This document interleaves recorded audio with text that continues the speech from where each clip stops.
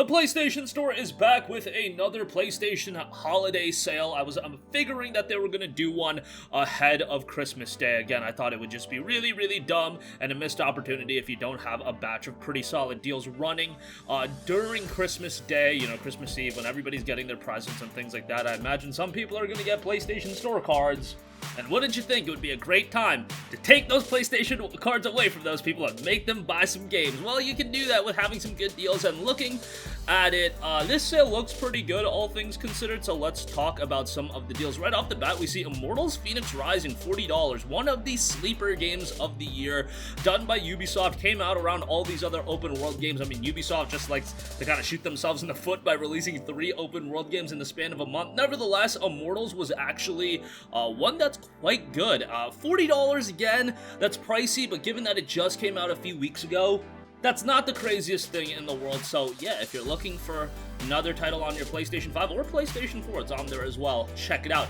Ghost of Tsushima is down to $40.19, 33% off as well, so not a significantly steep discount. However, Ghost of Tsushima, I think I'm going with it. I think it's my game of the year. Maybe I like the game a lot more than everybody else, but I think a lot of people do have it quite high there.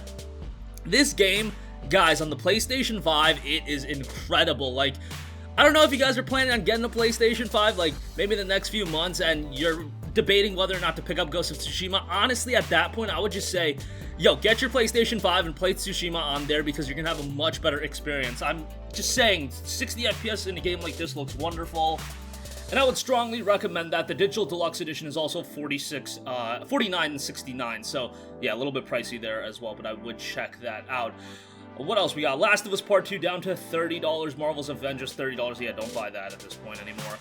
They do have Assassin's Creed Valhalla down to $45, which is okay. I like the game on the PlayStation 5 in the sense that 60 FPS, AC, open world, all that good stuff is pretty incredible on a $500 box. However, microtransactions coming back, you know, double XP boosts, you guys know how I feel about that. But the game itself, you know, I'm not big on these AC titles, as I've said in the past, but, like, I've had a relatively good time in my 15 to 20 hours of playing the game. So, all things considered, I don't think it's a bad pickup, especially if you're a fan of these Assassin's Creed games. If you liked Origins, you liked Odyssey, you're gonna like Valhalla. So take that for what you will. You got some sports titles on sale. NBA 2K21, you guys can catch me on the court for $30. There's a Watch Dogs Legion and Assassin's Creed bundle that's $75. That's not, like, the worst thing in the world, I guess. Days Gone, $20. Bear in mind that's on the PlayStation 5 service. Godfall Standard Edition is 25% off for $52.49. Imagine that. You have a discount for a game, a standard edition of the game, and it's still $52. Yeah, I own Godfall. I'll tell you right now, sub $20, and it's an okay game. Definitely not one you should be spending, you know, north of $50 on. By God, no. Don't spend north of $50 on this one. I don't think it's as terrible as some people make it out to be, but if you just want, like, a mindless hack and slash title with some pretty visuals here and there, I mean, it's not the worst thing in the world. Persona 5 Royal, $30. Persona 5 Royal, definitely not the worst thing in the world. One of the best JRPGs in the world, and $30 for that is quite good. Yakuza Like a Dragon, Legendary Hero Edition, $58.49. The base game is $49. This will be getting a, that's actually the Hero Edition. My apologies. The Hero Edition is $49. This will be getting a PlayStation 5 upgrade in early 2021, so you can be on the lookout for that. Doom Eternal 1979, great first-person shooter. Strongly recommend that. That's, again, I think most people would agree, one of the top games of the year. The base Yakuza Like a Dragon game is $45. So, you know, it's a different take on Yakuza, but most people seem to really, really dig it. There's also a bundle, AC Origins, AC Odyssey, AC Valhalla, $64, 60% off. I haven't tried AC Origins or Odyssey on the PlayStation 5, but I believe those games have not been upgraded to 60 FPS. So that's kind of a bummer. Maybe Ubisoft will eventually go to that, because that could definitely make some people want to go back and play those games as well. Sekiro Shadows Die Twice is $39. That's for the Game of the Year edition.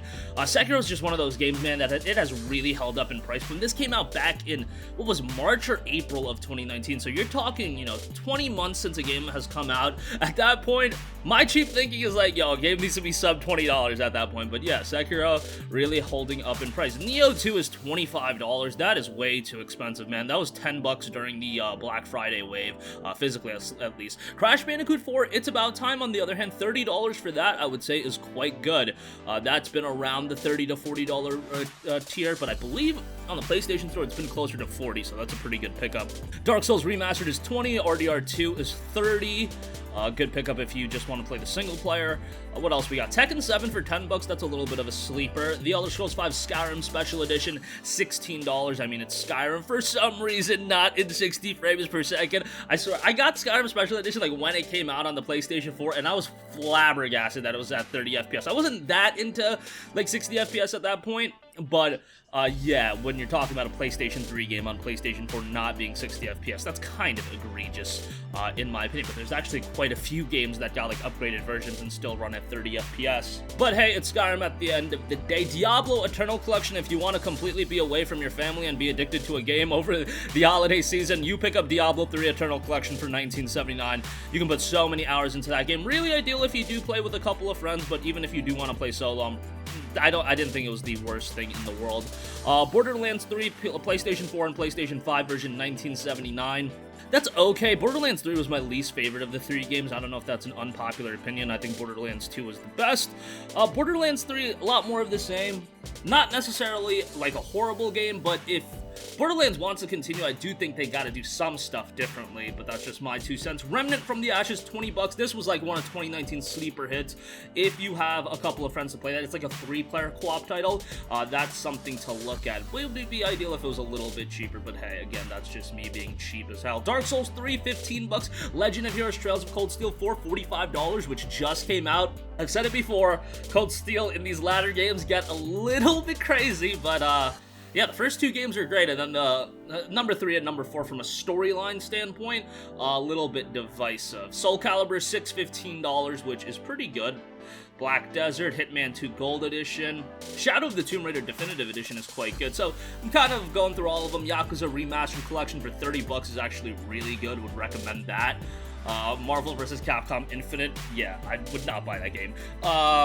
Assassin's Creed Origins, Final Fantasy X and X-2 for $12.49 is definitely pretty solid. Mafia Definitive Edition for $30. Some pretty good deals. Bioshock the Collection for 10 bucks. That's really, really good. But yeah, I'll do a video taking a look at the best deals if you guys want to see like price thresholds under $10, under $5. Just let me know. Pretty good sale all around, although as I am scrolling through it, DBZ Kakarot, $24. Kind of wish that was a little bit cheaper, but I enjoyed that game. So there you have it with that. That's going to wrap up this one. Sorry for being MIA the last few days. You guys know how it is, holiday season. World's kind of crazy right now, a lot of stuff's going on, so my apologies for that, but gonna be a little bit more consistent as we wrap up the year and head into 2021. Thanks as always for watching, and goodbye. Hey guys, we hope you enjoyed the video, and if you did, make sure to hit the subscribe button, and if you're already subscribed, do us a favor and hit the bell icon. This way you'll be notified whenever we post a new video. That's the best way to keep up with all of our uploads, and we usually try to upload 2 videos a day. And with the bell icon hit, you'll be notified whenever we do upload a video. As always, thanks for watching.